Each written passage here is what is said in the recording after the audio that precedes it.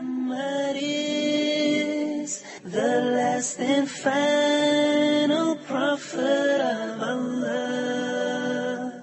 He was a mercy unto the universe. Peace and blessings be on Al-Mustafa. So he began this perfect man. Assalamu alaikum wa rahmatullah. Peace and the mercy of Allah be upon you. Welcome to Hadith Principles. We're learning about the Hadith of the Prophet Muhammad, peace and blessings be upon him, and the principles by which we can evaluate and enhance our understanding and appreciation of this great treasure of Islam. We have here in the studio our supporters and assistants in this, and we've been really getting a great deal of benefit. Welcome, guys. Inshallah, Brother Muhammad and Brother Hassan, Brother Ayman. And we're enjoying this study. It's beneficial for us, and I hope, inshallah, that everybody will learn something. And at least, if you don't become a scholar of Hadith and you become a researcher in analyzing the Hadith, at least to respect the huge effort that the Islamic scholars over the centuries have placed into protecting the sources of our faith. Because without a doubt, without being able to access authentic hadiths of the Prophet, peace and blessing be upon him, applying our religion would be very, very difficult. And it would not be preserved in the way, in completeness and wholeness that it has been by the power and glory and decree of Allah Almighty. We've been talking about the different grades of hadith. And the highest grade is the sahih, authentic hadith. And then the hasan hadith, the good, okay hadith. And the lower grade, the lowest grade is, of course, the da'if, the weak hadith. A hadith that does not reach the level of hasan and does not have supporting evidence to raise it above that level. Usually this weakness in the da'if hadith will have, for example, the discontinuity in the isnad. And we talked about how the isnad must be continuous, cannot have any gap or cut. So each person on each level going back to the Prophet had to have heard this hadith from the other level. And it cannot be, therefore, broken chain, or it cannot have tadlis, in which we don't know, where somebody has disguised the true identity of the narrator, so we don't know if it was narrated from an authentic source, and we cannot find any other authentic sources to back it up. And so it would be a munqata hadith or a mudallas hadith. Also, the people in each level, their character. In a da'if hadith, of course, it may contain people who are known for being very forgetful, for not being dependable in Islamic knowledge, being dependable in their belief and practice of Islam. Perhaps they were from a bid'ah group, an innovative or heretical sect that was known to forge hadiths, or maybe he was a person who was known to not be able to record, memorize, or produce hadiths in a dependable fashion that were free from mistakes, and we don't have anybody else to back up his version or his hadith. And so anything about his character, and especially if there was shadh hadith, if this hadith was contradictory to better sources, then it would be, of course, considered a very weak hadith, and it will not be acceptable as a source for our Islamic teaching. There are so many weak hadiths that we may hear about. We're going to discuss some of them and give some examples of weak hadiths that we are aware of, and of course there are many. Some people will say, well, why? If they say, well, Bukhari went through 100,000 hadith and he just narrowed it down to 6,000 hadiths that were sahih. So you have all this weak hadith. In fact, the majority of hadiths are not weak. There are many. But when they say there are 100,000 hadiths they were not all weak hadiths, but they may not have been on the level of authenticity that Imam Bukhari wanted for his book. There were many sahih hadiths that he did not place in his book.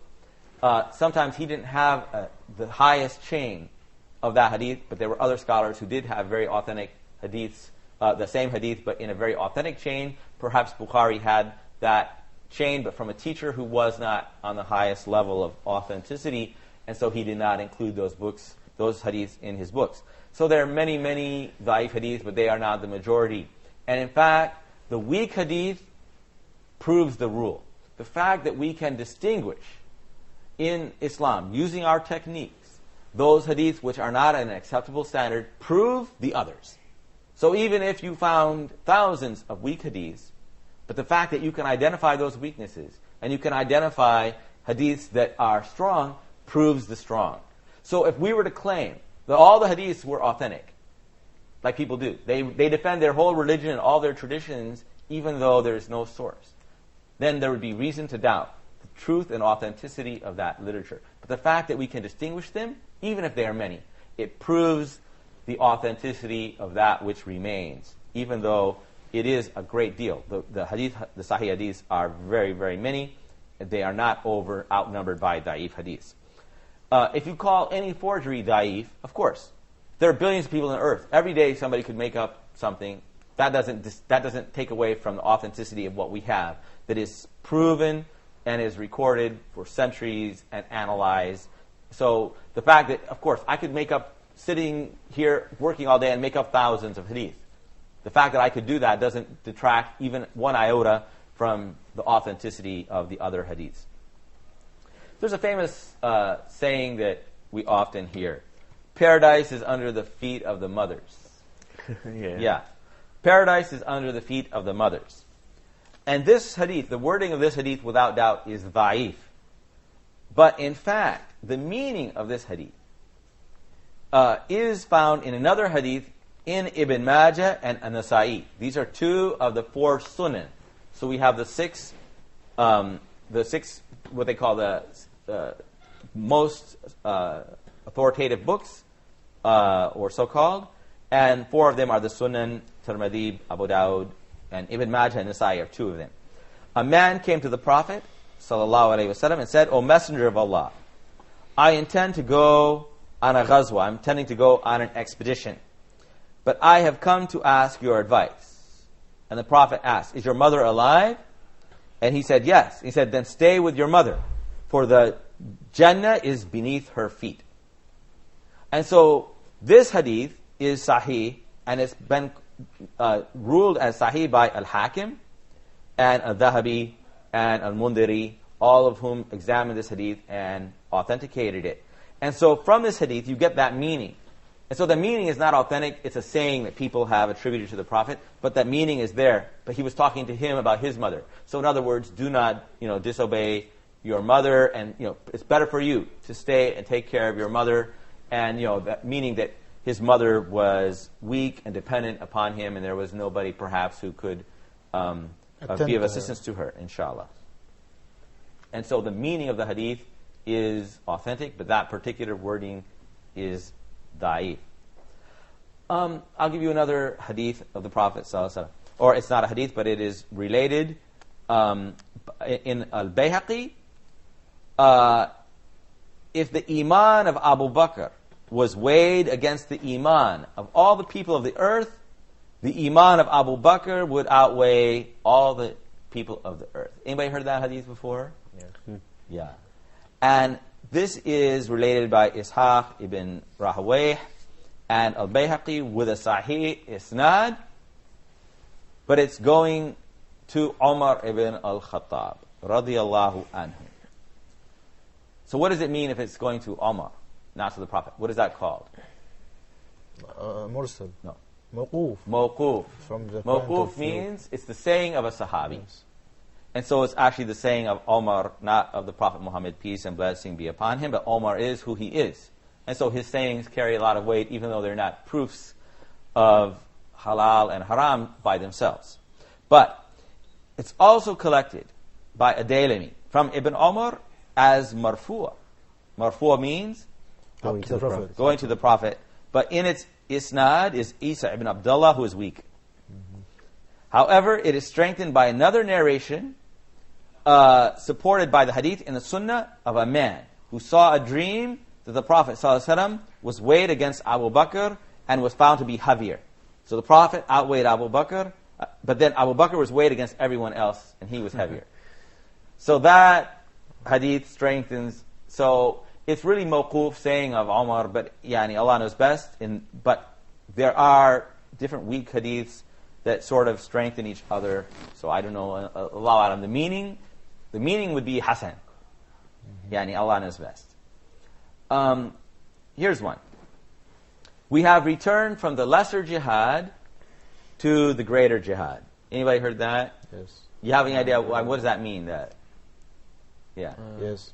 We came back from the lesser jihad, which is meant to be an expedition, and the higher jihad, which is the jihad against one's own his soul, or against the temptation of life and his lust and his desires. Yeah. So the lesser jihad is jihad asghar. Yes. The minor jihad is fighting the enemy and defending Islam or defending lives and property and religion of people. And the greater jihad, jihad al-akbar, is then purification of your soul, struggle against your soul.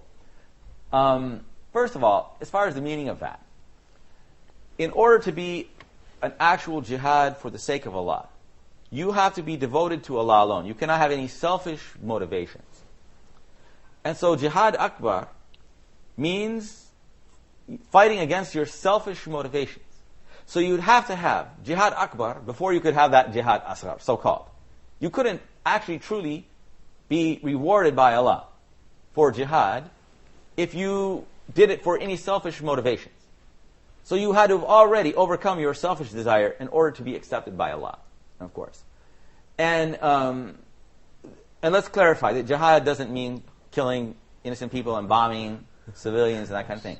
Jihad means struggling against armed enemies who are trying to take innocent life and property and destroy people's religion and homes and oppress them, and defending it, not forming an armed militia and fighting. But you would have to have already struggled against your soul in order to participate and be rewarded by Allah. We'll go to a break and we'll be back shortly, inshallah. Assalamu alaikum wa rahmatullah. Muhammad is the last and final prophet of Allah.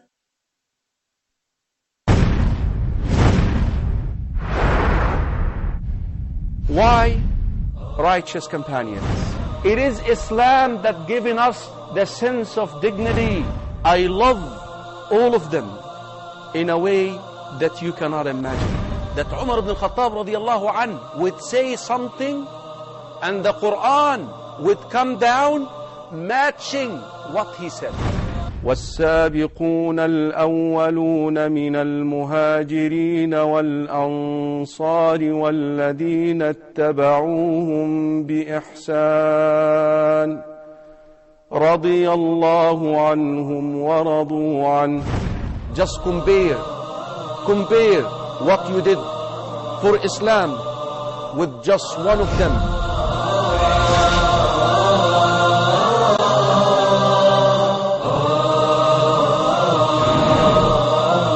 The entire staff at Huda would like to wish you a wonderful and blessed Ramadan.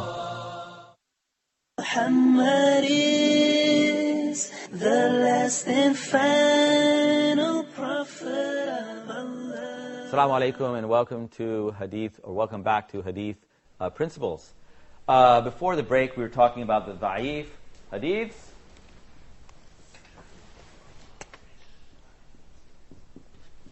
And so da'if is an Arabic word. It actually means weak. And so it is literally a hadith that contains weakness. The chain is broken. Or there's somebody practicing tadlis. That is, they're hiding the true origin. When you have the chain of narrators, they're hiding the real narrator who may be very weak. Or there may be a other hidden flaw. that renders this weak. Maybe one of the narrators is known as a liar or a person who is part of a sect or group that invent hadith or lies or any major character flaw, and there is no other supporting evidence that would make you believe that that was a source for Islamic teaching.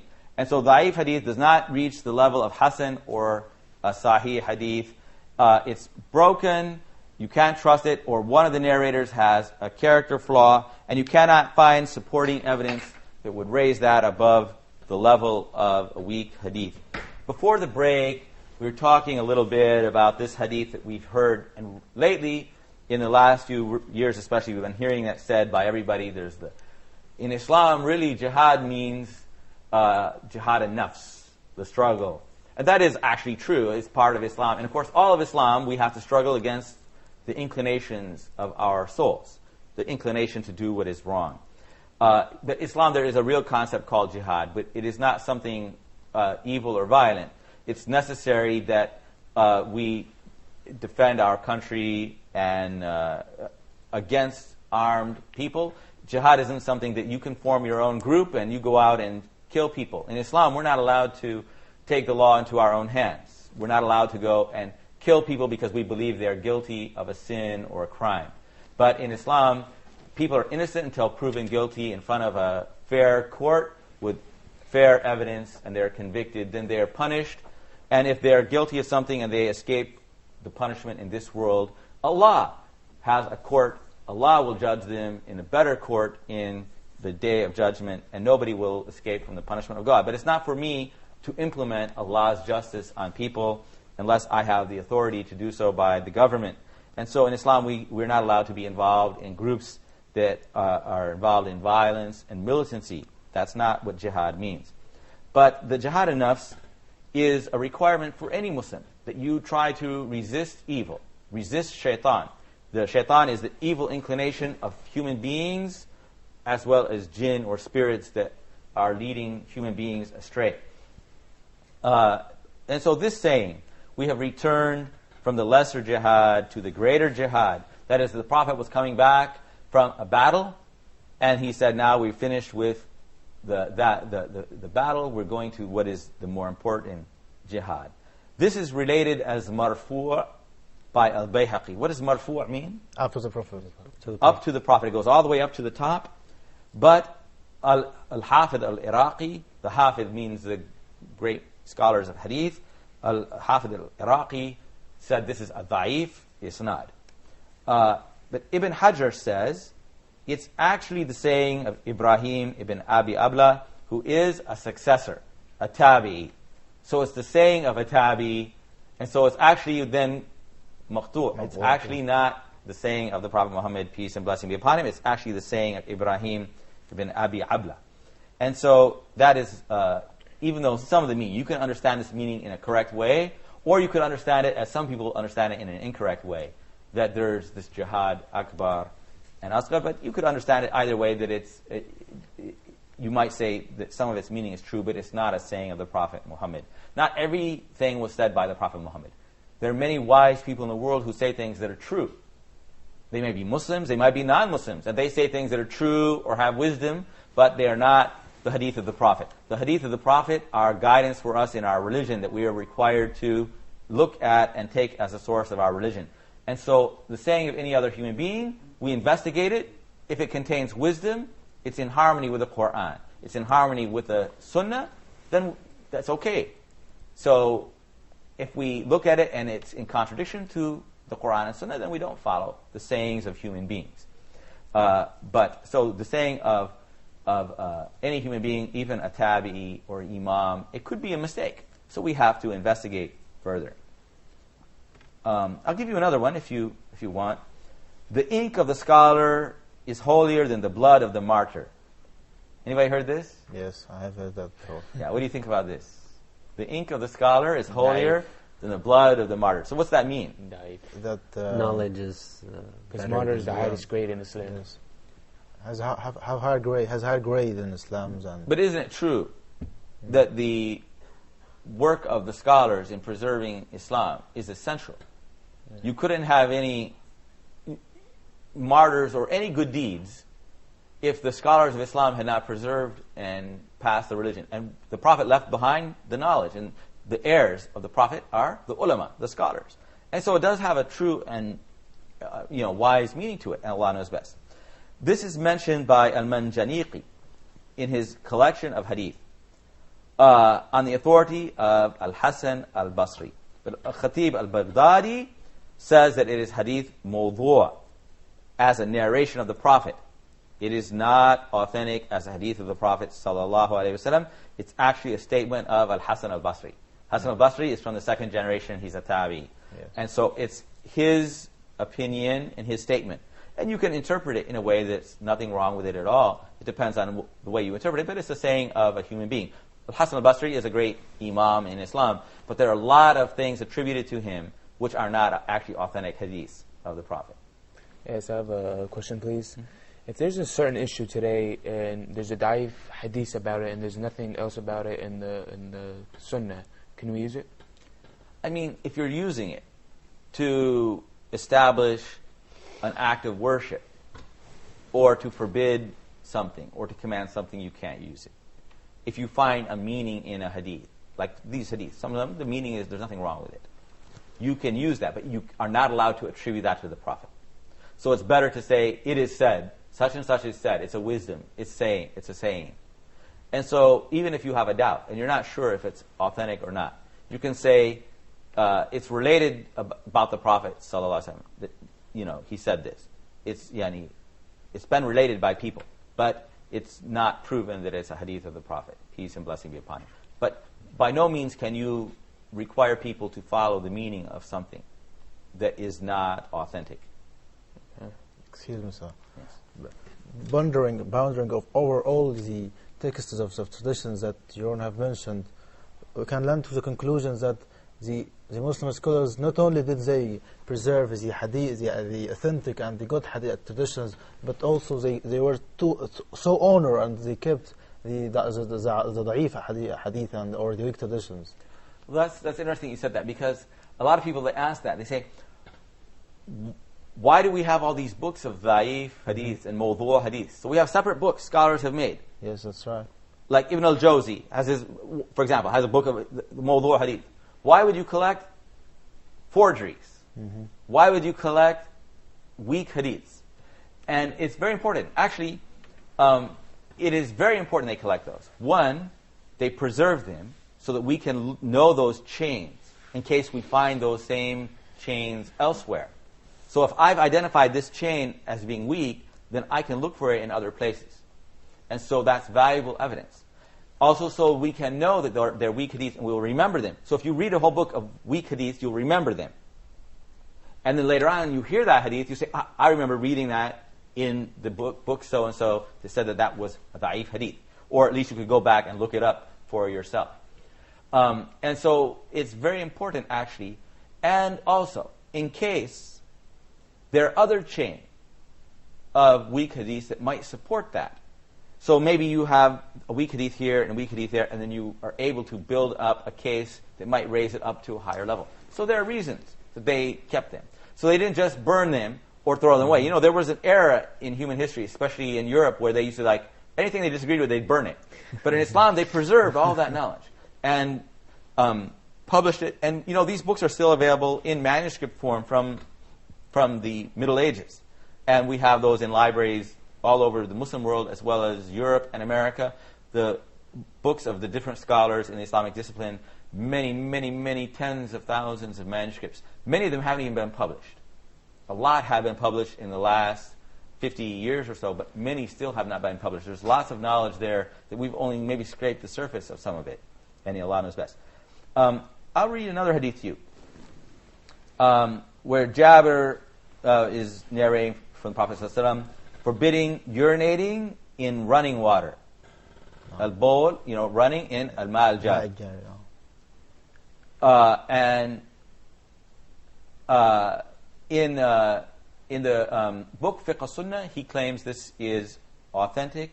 In fact, it's not. It has mudallas in it, Abu Zubair, and it's contradicted by the hadith in Sahih Muslim that the Prophet forbade us from running in the water that is stagnant water. Because then we're polluting the stagnant water and then you can't purify from it, but the running water is not the same. Thank you very much for being with us. Inshallah, this has been beneficial for everybody. Assalamu alaikum wa rahmatullahi wa barakatuh. Muhammad is the last and final prophet of Allah. He was a mercy unto the universe. Peace and blessings be on Al-Mustafa. So he began this perfect man, sending his word across the land, leading only by his sunnah and the Kur'an, the word of Allah. He brought the answer to this cruel world, our beloved prophet